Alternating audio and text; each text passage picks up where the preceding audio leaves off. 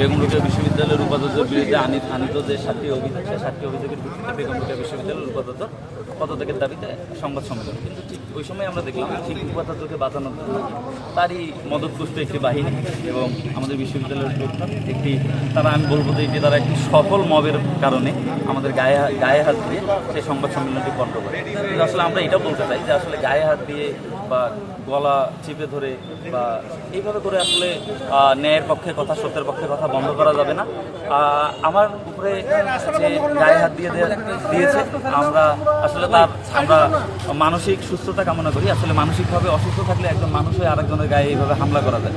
এমনকি তারা যে মবের মাধ্যমে সংবাদ সম্মেলন বন্ধ করেছে, তবু আমরা আমাদের অবস্থান থেকে সরে আসি নাই। আমরা এখনও বেগম রোকেয়া বিশ্ববিদ্যালয়ের উপাচার্য এই 7 দফা দাবিতে যে তাদের আনিত অভিযোগ, যেগুলো আমরা মন গড়া অভিযোগ না, যেগুলো বিগত সময়ের সংবাদ মাধ্যমে প্রতিটি পয়েন্টের সাথে সংবাদ মাধ্যমে রেফারেন্স যুক্ত আছে, এমনকি এগুলোর উপর ভিত্তি করে আমরা পদত্যাগ চেয়েছিলাম। এমনকি এখন আমরা পদত্যাগ চাই। এমনকি বেগম রোকেয়া বিশ্ববিদ্যালয়ের প্রক্টরের উপস্থিতিতে কিভাবে আমাদের উপর হামলা হয় বা মব হয়, সেটার আমরা যথাযথ বিচার চাই। আমরা সংবাদ সম্মেলন করতে আসলে এখানে কিছু কিছু ভাই যারা অতীতেও আপনারা তাদের ফেসবুক আইডিগুলো দেখতে পারেন যে প্রতিনিয়ত মিথ্যা অপপ্রচার করে তারা এই বিশ্ববিদ্যালয়ের পরিস্থিতিকে অস্থিতিশীল করতে চায়, আমরা সেটার প্রতিবাদে সংবাদ সম্মেলন সেম একই কায়দায় আজকেও তারা আসছে আমাদের সংবাদ সম্মেলনে বাধা দিতে।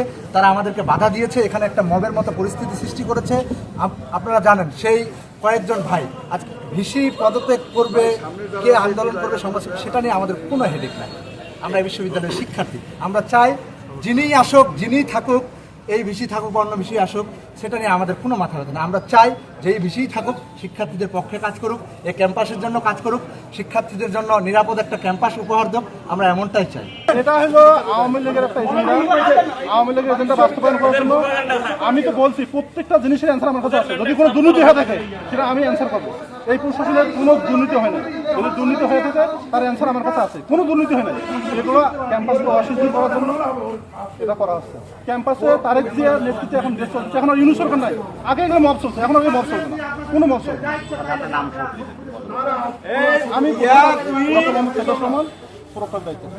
কোনো কারণে যদি দুর্নীতি প্রমাণিত কি করবেন স্যার? সেটা আমি অ্যান্সার করতে চাচ্ছি, অ্যান্সার করতে চাচ্ছি। তোমরা তো সব মিথ্যা বলে। আচ্ছা, আপনারা দেখবেন এখানে ছাত্রলীগের সাংগঠনিক সম্পাদক ধনঞ্জন কুমার টগর আজকের এই সংবাদ সম্মেলন করার জন্য আহ্বান জানিয়েছে। আর এখানে যে ছেলেটা এসেছিল তার নাম সিয়াম মণ্ডল, সে ছাত্রলীগের কর্মী, বিগত সময় ছাত্রলীগের মিছিল মিটিং করেছে। এই ধনঞ্জন কুমার টগরের মদত পুষ্টে এই ছাত্রলীগের কর্মী বিশ্ববিদ্যালয়ে অস্থিতিশীল করার জন্য, এই বিশ্ববিদ্যালয়ে এই ছাত্রলীগের এজেন্ডা বাস্তবায়ন করার জন্য আজকে এসেছে। আমরা এই বিশ্ববিদ্যালয়ের শিক্ষার্থীরা তার দাঁত ভাঙা জবাব দিয়েছি। এই বিশ্ববিদ্যালয়ে স্বাধীন বাংলাদেশে, 24 পরবর্তী বাংলাদেশে, তারেক জিয়ার বাংলাদেশে এই ছাত্রলীগের যে সন্ত্রাসী ছাত্রলীগের কোনো কর্মকাণ্ড আমরা বাস্তবায়িত করতে দিব না ইনশাল্লাহ। আমরা বিগত সময়ে বিশ্ববিদ্যালয় ক্যাম্পাসে ছাত্রদল করার কারণে, বিভিন্ন দমন পীড়নের কারণে উপস্থিত থাকতে পারিনি। এই কারণে এই ছেলের যে কর্মকাণ্ড আগে করেছিল এটা আমাদের ইয়াতে ছিল না। এই রিসেন্ট আমরা সেটা পেয়েছি।